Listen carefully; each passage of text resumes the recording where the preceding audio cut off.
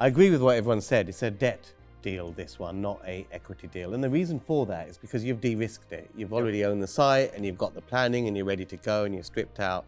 So at this stage, there's minimum risk for people to come in. Nick's trying to take equity. Hi Jason, welcome to Property Elevator.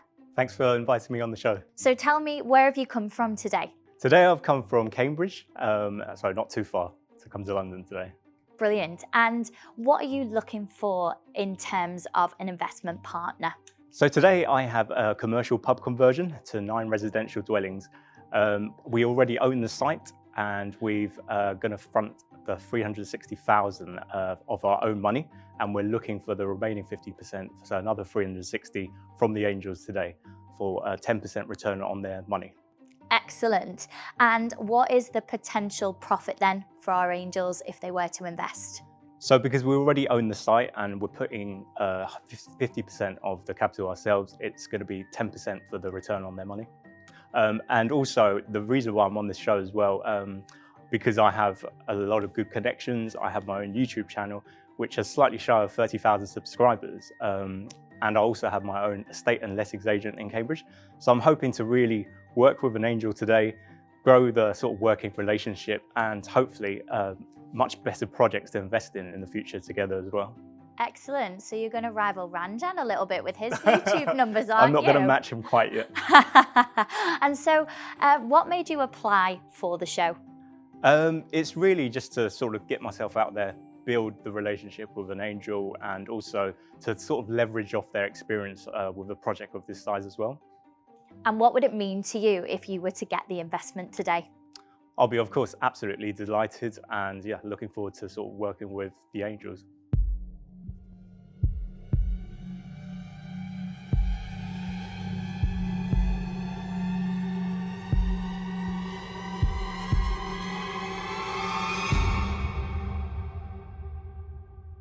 Pleased to meet you, Jason. Looking forward to hearing your pitch. Thank you for having me on the show. So today, what I have is a commercial pub conversion in Nottingham city centre, right by the Lace Market. So this is a pub conversion into 9 residential dwellings, 8 one-beds and 1 3-bedroom apartments. This has already full planning permission granted. So this project is, this property site is actually owned by myself already. I own it with my uncle in a limited company within a group structure, which having been given guidance by a tax consultant. The GDV, we expect this to be coming in at about 1.58 million. So this is based on 300,000 for the 3-bed, and the 8 one-beds are valued at 160,000 each. This has been verified and checked with local estate agents. We have already sort of made a start on everything. So professional fees is about 62 that we've invested in. For the enabling works for phase 1, we've already partially demolished part of the building and fully stripped out everything. So there's no hidden items involved. So we spent about 120 there already. And at this point, we already have the detailed quote due to come back from the contractors for the final build. We're looking at the remaining left is £720,000. We are going to invest half of this money ourselves, so another 360 from ourselves. And today we are looking to raise funds for another 360 for the remaining 50%. This works out to be £160 per square foot, which we believe is more than very reasonable. And at the same time, because all the hidden items are already sort of unraveled. So we're very sort of confident on that, along with the fact that we also have a local project manager on board as well. So everything has been de-risked.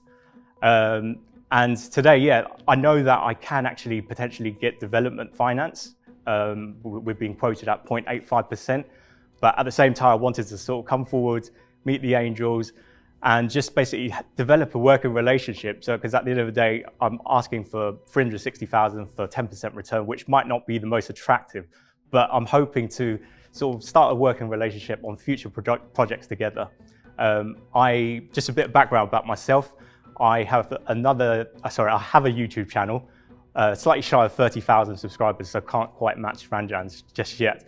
So we work with a lot of overseas investors in Hong Kong. And I also have my own estate and lettings agent in Cambridge, in central Cambridge. So we work with a lot of small developers as well. So there's a lot of projects going on, and yeah, I'm just hoping that this could be the start of a working relationship with one of the angels. Great pack. Love you. Love your experience. Love that you're a YouTuber as well, and you're pushing Ranjan's kind of view levels. What are you at now? About 60,000? I'll keep pushing. You haven't got that long to go. So thank you for this. I'm going to actually focus on why you've gone for 1 beds and not 2 beds in this area. I know this area quite well, and from my experience, 2 beds tend to work better, both from rental and resale. Yeah. We did actually obviously go through pre-app, and we had planning consultants involved. So we actually, this project actually started way back in 2019. So we obviously engaged in planning consultant, worked very closely with the architects, and this was the sort of the plans that were going to maximize our sort of returns. And at the same time, like, it's in a very central Nottingham location, so we're very confident obviously the rentals will go very well. I agree. I think Hayley's totally wrong with that. I mean, 2 beds is family homes for resale. I think you want to give yourself maximum exit options, don't you? You want to be able to let them out and maximise the rental income. And 1 beds, if they're in demand in such a central location, you don't have a problem selling those either. Yeah, but in my experience, actually 1 beds don't sell as good in this particular area as 2 beds. And actually, from a rental point of view, there is an oversupply of 1 beds on the market. That's where the question kind of came in. I get the question, and because our long-term strategy is to basically convert and hold, so we're going to rent it out. And based on the floors, on the last page of the pack, you'll see the drawings. But based on, in total, it's 4,853 square feet. So the side that is being kept, actually, the left-hand side per the drawing, it's the ground floor is going to be the 3-bedroom, and then basically each floor on each side is going to be 1 bedroom, 1 bedroom. So the 2-bedroom sort of design might not have maximized our sort of return on our investment. So that was the reason why. I mean, from just quickly looking at it, I would say if you went back to planning, you've got a higher demand for 2 beds, and you would get a higher GDV selling at around 230, 7, 2 beds. So my question was really coming from, did they kind of guide you down the 1-bedroom route? They did sort of encourage us to sort of go down the 1-bedroom route, and ultimately we saw that 1 beds rent very well. Myself in the sort of lettings agency business in Cambridge, the 1 bed's actually very high in demand. They are especially, in Cambridge. So especially with like Nottingham as well, like professionals, and obviously there's going to be students. So we sort of see 1 beds as a good sort of market as well. Are you struggling to find your next commercial to residential conversion project? Well, over the next 2 years, virtually every UK bank branch will close. Banks are fabulous buildings in prime locations, and thanks to permitted development rights, they're really easy to convert to alternative uses under a light touch planning regime. My team have put together a list of over 500 UK bank branches which are poised for imminent closure. And for a limited period only, you can download this list absolutely free. Your next commercial property project is on this list, so download it now and enjoy the rest of the video. What's the difference between the sales route that you're focusing on and it's both, actually? No, but this guy's a lettings agent. So, you know, if someone comes into his door we're looking for a 1-bedroom flat, guess which flat is going to let first? But you're not a letting agent in this not particular in Nottingham, area, no. But obviously we've got very strong contacts. My uncle, who's my sort of partner within this sort of company, he's based in Nottingham, and at the same time, I think ultimately within the property field, because we have so many sort of contacts in Nottingham as well, the letting side we're not too concerned about, because at the end of the day, UK, we are having a housing crisis. The demand is there for the rentals for sure. So on that basis, that we just sort of were quite happy with keeping design and basically just getting started on the build. So right now, everything has been partially demolished and stripped out. This occurred last month. So we're looking to sort of commence a build in May. But Jason, just going on from Hayley's point Sure. for a second, Hayley's point is that in Nottingham, Yep. there's an oversupply of one-bedroom beds, apartments which exactly. are unlet. Right, Yeah. right. Okay, so the key thing with a project, with any property project, Sure. is will there be demand for the end product Yep. once it's finished? Yep. And I think that what Hayley is saying to you is that the demand is greater for two-bedroom apartments in Yep. Nottingham. There's more of a dearth of supply. There's a Right, shortage of supply. Yep. So all we're suggesting is Yeah, yeah. just take a step back, Yeah. think about it, and think Yeah. about your end market. Yeah. What's going to be easiest for you to let? What's going to be easiest for you to sell? Yeah. And if there is the option to reconsider before you go and do the build, because the internal refurbishment of Yeah, the yeah. existing structure should be should be reconfigurable. But once you start building, it's much more difficult Of to course. alter Yeah. things. I'll definitely take that on board, and I'll go back and sort of research just to level up and do the calculations between the two beds. Thanks for the comment. Yeah, so as we often say, property is a people's game. And you mentioned that you're an estate agent, which is great. Yep. I think you mentioned you've done some things before, but if you could just tell us a little bit more about that in relation to what you're planning to do here. What's your experience? Yeah. So I started in property full time about 4 years ago. So I've been a residential landlord for about 12 years now myself. My previous working history is actually I'm a chartered management accountant, so I still hold my qualification for accountancy, working in industry. I've invested in HMOs myself, and through the YouTube, we've built up a lot of strong relationships with investors in Hong Kong. So helped them convert HMOs as well. Did service accommodation previously as well, and we invested in a lot of single lets for our overseas investors. So year to date, we've probably done over 100 deals for our overseas investors. So, But for you, have you done something like this before? not on this scale, no. Okay. Not on this scale. So, but ultimately, we do own the site, and we put in our own money as well. So, and to deleverage our risk as well, we have a local experienced project manager who's a principal designer with the building surveyor experience to obviously help us along the whole way. We went out to tender and obviously worked with the best local building construction company as well. So we were working very closely, and they were involved in the partial demolition and the strip out. So we're just looking to basically commence in May. Do you own it cash? Sorry? Do you own it cash?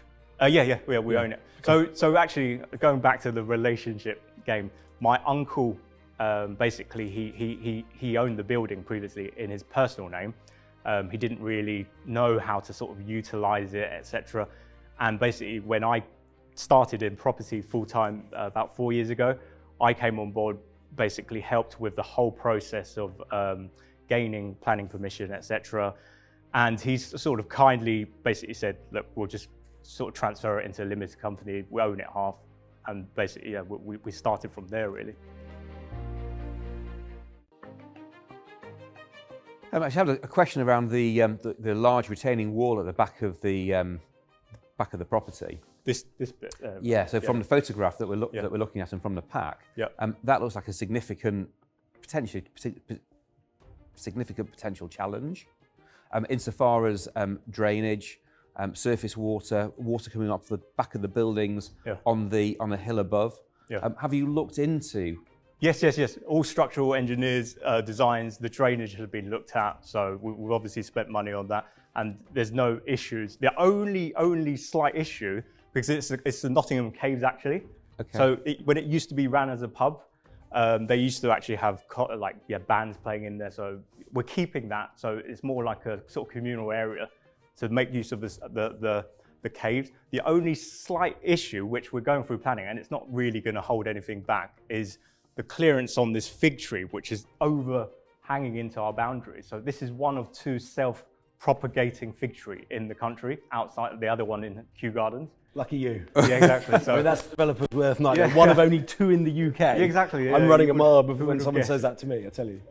And yeah, we're just going through the council now just to get clearance just to trim it back. But other than that, there's no issue with the drainage. When do you expect a decision from the local authority on being able to cut that tree back? We're getting a arboriculturist on board as well, so they're helping with us. So we're looking basically, within the next month or so. Okay. Yeah, we contacted them a couple of months ago as well. I mean, the good news is, Scott, they've got planning on this, right? Yeah, So full planning already. it would be pretty harsh of the council then to not give planning to sympathetically trim even the most protective of trees. So I think, provided you've got a good arboriculturalist to work his magic. Say that again. Arboriculturalist. Say it 3 times. So you've discharged conditions on the planning as well? Yes, So one of the conditions presumably would be related to that fig tree. That fig tree wasn't on it, on the on initial conditions. It was only once we got chatting to the neighbours, they were saying, just be careful of that fig tree. And then we dug further and spoke to architects. Hopefully you didn't dig around the fig tree. That didn't get flagged up initially. So. Is there a TP1 order on the There's fig no tree? Tree protection. Not protected. Yeah. This one would have. I'm guessing it would have, but it never really got flagged up when we went through the whole planning process. Is it a conservation area? It's in a conservation area. Yeah, it would be. Yeah. Let's take a fig leaf off some of the numbers. Boom. 780,000 or something. for the build. 720. 720 for the build cost. Now this is a blend of new build and existing build. Yes. Looks a bit light, doesn't it? Because you've spent 120 grand. Just on strip out to 120 get where was you are. total for the surveys, so surveys, Yeah. consultants, etc. That was 62, and the 58 was to demolish this side. This has already been brought down, and the full strip out of inside. So everything has been unravelled, and we're looking basically for the detailed quote to come back this week, hopefully. So the three, what happens if it goes over? Sorry? Who would fund it if it went over? Well, we would effectively, bring in more finance, which, to be honest, I'm sure within our network we'll bring in the extra finance, so that's not going to be too much of a concern. And at the same time, we're deleveraging our risk again.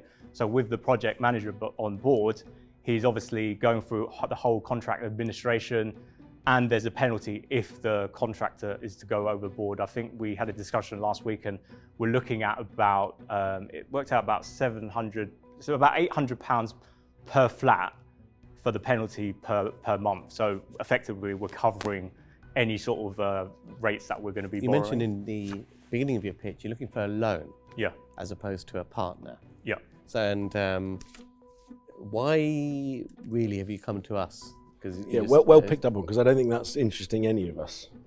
Yeah, well, I'm not so sure that's the case. to be honest with you. Fair enough. To be honest, I really hesitated as well. I was like, they're not going to be interested. I think my main priority is really to obviously build the relationship and to sort of put myself out there, let you guys sort of know that I'm doing this project, and ultimately, if you believe that I'm investable, then even if this project isn't workable, there's future opportunities. And as well as I've seen with other sort of other developers as well within our sort of CPA group as well, I'm always a believer that if you put yourself out there, you never know what might happen, and just to have the conversation, and because of my sort of connections with well done overseas. for that. It's great to put your foot forward. Nicholas. As a couple of the guys have highlighted, that retaining wall is a construction concern. There's a cave there, there's a fig tree, there's a few sort of construction-based things to overcome, which is great, because I like a challenge. I've overcome far worse. But in terms of your build costs and things like that, how have you split between, say, the existing build and the new build in terms of sort of the construction cost? How much higher is the new build element that you've quoted? Basically, the construction company gave us a detailed quote. Okay. They're going to come back with the detailed quote this week. Okay, you don't know that exactly yet. But then now that everything's unravelled, there's no reason why whatever quote they come back with is going to sort of deviate too far from it. Yeah. So we'll factor in. To be honest, like some after sort of stripping everything out, they have commented that the sort of beams aren't actually as bad as it initially was anticipated. So they're actually, I'm hoping it'll be slightly less than the 720 that they're coming in at. Yeah, okay. And in terms of drainage, you've had a drainage survey, yeah. And that runs into mains. Has that been CCTV? Yeah. All the surveys costs are sort of within the pack as well. I've sort of broken it down. And you would, from what you've just said, it appears that you would be open to other offers, not just a 10% for the money. A bit absolutely. more creative you would consider. Okay. I think being creative and being flexible. The main thing is really building that working relationship, and then maybe not in this project, but then there might be future projects to work together. Okay, so he's open to other offers apart from loan offers. Who wants to be first with their creative ideas? I mean, the 10% return is about as bad as one of Ranjan's jokes, but you know, just from the perspective of being an experienced investor and developer, that just devalues us completely. You know, we want value for money on that experience, if that makes sense. You know, I think if your numbers stack up, it's a good deal, but there would need to be a better return in it. And I'm trying to work out what that return should be. I think the build costs are probably a bit light, and I think therefore key to putting in that £360,000 is, let's say they work out to be 300 grand more than you've estimated, which I think they might be. Where does that extra 300 grand come from? I think you kind of answered that question, but let's say, for example, just to reframe it, I give you the 360,000 and we agree a deal on what I'm getting for that money. And you do need an extra 300 on top of that. Are you absolutely certain you can get that money from elsewhere and that's not going to affect my return? Yeah, absolutely. And even with like the development finance, they're going to ask for a first charge, which we'll obviously happily honour because we're confident about the build, and obviously we've got the team to sort of work together to actually mitigate those risks. And your exit here is to refinance onto a buy-to-let single ASTs. And what do you expect to be able to refinance at? If we refinance, I'm looking. By the time we pay back the investor, the angel, we don't need to pull out. We don't need to pull out everything. We just need to pull out what we need to pay back the investor. So we know that obviously there's a big. The GDV is coming in at 1.58. So paying back the 320 shouldn't really be too much of a concern for us. Like at the end of the day, we're putting our own sort of capital in. So obviously the angels' money is more important, and we're going to repay them back with their interest first. Okay. Well, I'll make an offer. I'll give you the £360,000 on the basis that's the maximum I'm giving you, but I want 30% of my money. Right. So a loan, 30% interest on it. Okay. So my issue with this deal is that it's a refinance and not a resale. Based off the basic research that I've done, I think there's an oversupply for rental property, one-bedroom rental properties.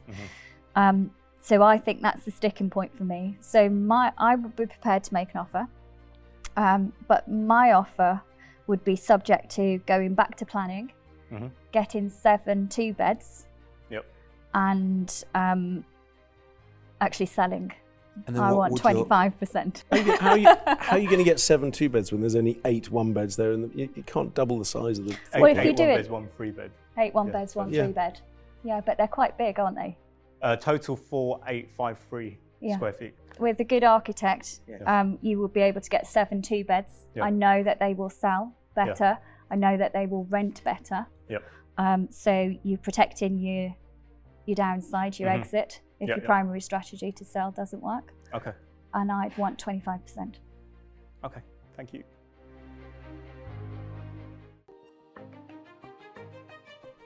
I'll let Scott go as a new angel. I don't mind waiting Thank till you, Nick. last. You are very backable.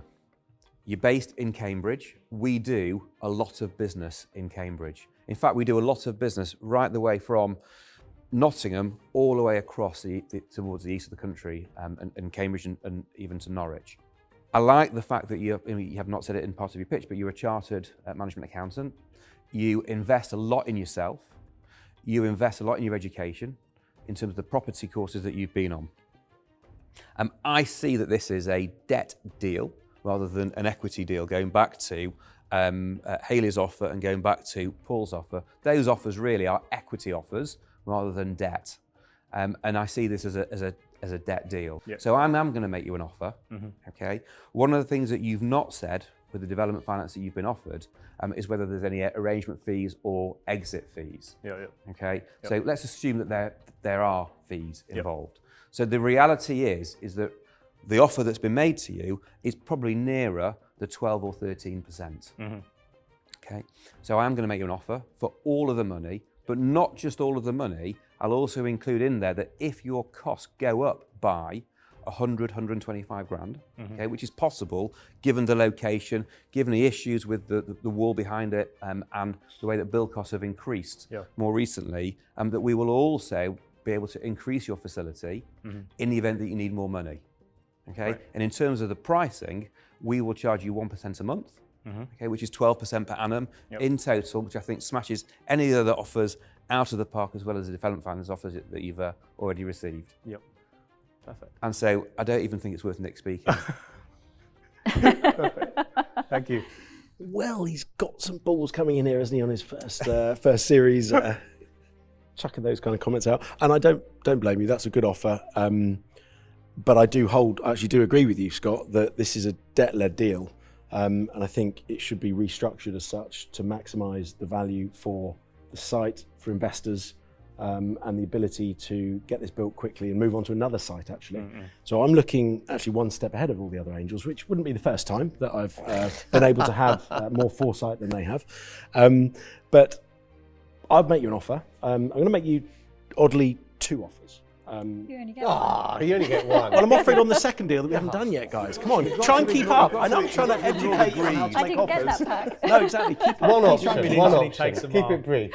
One option. It's sort of all wrapped up in the same offer, but I would rather go into business with you a bit longer term. That's what I'm saying. I want to talk about future deals. I'm known for helping people build their businesses, helping them raise extra large equity finance if needed. You've got a perfect customer base for that, which we can tap into using my experience and knowledge in this country. And I think as a sort of more of a joint venture future could be really exciting.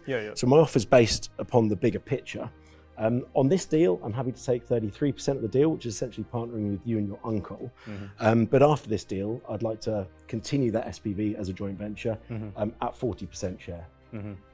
So it'll be 60% in your favour, 40% in ours, to go and grow the business much further. Right. Cool. But I'll take less on this deal because you've already bought it and you're already going. So I think you deserve more of the equity share on this first deal. Okay. So let's see whether it's going to be a clean sweep of offers from all the angels. I agree with what everyone said. It's a debt deal, this one, not a equity deal. And the reason for that is because you've de-risked it. You've already owned the site and you've got the planning and you're ready to go and you're stripped out. So at this stage, there's minimum risk for people to come Nick's in. trying to take equity. He's trying to take some equity. Joint venture, Paul. Joint venture. All right. You've got a variety of offers here. Potato. We wouldn't need the equity on future deals. Good to know, thank you. I think you made a good pitch. It's very interesting that you own the site and you're ready to go. Listen, my offer is very, very simple to you. We'll lend you the money. It's basically a debt-led deal for the build, but alongside that, mentoring, guidance, and the help and support you need to get this to happen. But in exchange for that, we would be looking for 25% of the 25% return on the debt that we're putting in. There you have it. You have a clean sweep of offers. You've got a pure debt-led 1% a month type of arrangement from Scott. You've got 30% return, but capped at 320k down from 360. Paul. Was it 360? 360. You've got a basically wants your business. A third on this one. I'm going to build his whole business, Ranjan. I'm going to build his whole business and make him highly successful and try and beat out all the bad training he's had. and we've got a, well, go back to the drawing board with a slightly different scheme. A better scheme. And a return of about 25%. So it's quite a bit to think about. Or none of the above. And in fairness, I have just built a massive retaining wall and removed 2 fig trees. the only 2 in the UK. It's not self-propagating. Do your due diligence on that. I'm absolutely delighted that obviously you guys sort of have made me an offer. I think part of the reason why I came on was obviously to actually push myself as well, to see if and hoping that that an angel would want to invest in our projects. Obviously, like, because we own the site already and we're so far down the project, I guess part of the reason was to actually sort of create new working relationships with you guys. And on that basis, we wouldn't really want to give away much of the equity. So yeah, I think with Scott, he's obviously given me the sort of best offer in terms of not giving away any of the equity. I'll definitely go back to checking on the 2 beds. Oh, I'll charge you for that then. I'll be delighted, if Scott, if we could sort of work together. It's fantastic. I look forward to working with you. Definitely. Nice to meet you. It's a great deal, but I think that it's really important that Jason takes on the work and the research that you've looked into in terms of the demand for 2 beds versus 1 bed. And that's certainly something that I'll be working with him on to make sure that he can maximise not just the GDV, the end value of the property, but also actually the demand for the end product, which actually will improve hopefully the liquidity of the product when it's finished. The problem with that is you've got to go back to planning, though, haven't you? You know, it's another 6-month, 9-month delay. Yeah, but I think it'd be worth it, and you'd be increasing the GDV He wants to just build that, though, doesn't he? And there's you'd no probably reason. lower your costs. Yeah, because and there's no reason why you less can't units. put the services in, the utilities in, some of the footings in, just whilst you're running that process in parallel. And there's lots of work that can be done. Can be done well. But from a risk point of view, this is a no-brainer. It's a There's got no-brainer. no existing borrowing on it. You're just lending on half the build cost. So whatever he does with it, you're still going to be preserving your capital. You know, the bottom at the end of the day, if his costs do overrun and his GDV comes down, you know, let's say his costs go from 360 to 720 to 900, even $1 million. Okay, that stands us in at £500,000 on a GDV of somewhere between, I know we said 1.58, but let's take a worst case scenario, it might be 1.4 to 1.6. Okay, from a lending point of view, it's still a great deal to do. Delighted to have done it. In reality, he wasn't going to accept their offers, was he? He's too far progressed. Well, he wasn't going to accept yours, Paul. 30% return. He wanted 33% equity. Interest think, rates, I've heard, are going up, but not that badly. Oh, are you an angel or a loan shark, I think? Well, no, look, in fairness, I wanted 30% on my cash. You wanted 33% of his company. That's a lot worse. Yeah, but I was going to spend the time to build his company. And in fairness, I would have helped him out as well. Well, sharks is a completely Well, that's other the show, thing. isn't it? Scott, are you going to be able to help him out with that? Yeah, we've got lots and lots of customers who are, we're on multiple projects with them, 17, 18, 19, 20 different projects. And we've seen them grow and create wealth for themselves, their families, and actually learn through their journey. And we help people on that journey. And that's what our business is all about. Well, what does John make of it? I mean, he's not a big fan of being a bank. Let's find out. Jason's obviously very plausible, very experienced. They've bought the property already. I think everybody wanted to do this deal, and I would as well. I was frustrated that I'm not there to do it. He chose Scott.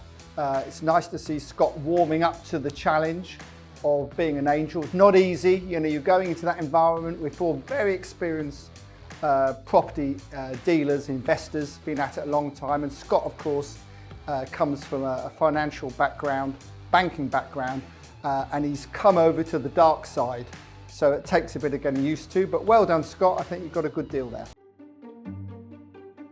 The Baker Street Property Meet is the UK's largest and #1 property investors networking event. The property market is going through monumental change right now, and at Baker Street Property Meet we aim to keep you up to date with the latest tips and tricks and insider tactics to help you keep on top of your property investing game and succeed in these troubled economic times. The Baker Street Property Meet is fundamentally about networking, because it's not what you know, it's who you know.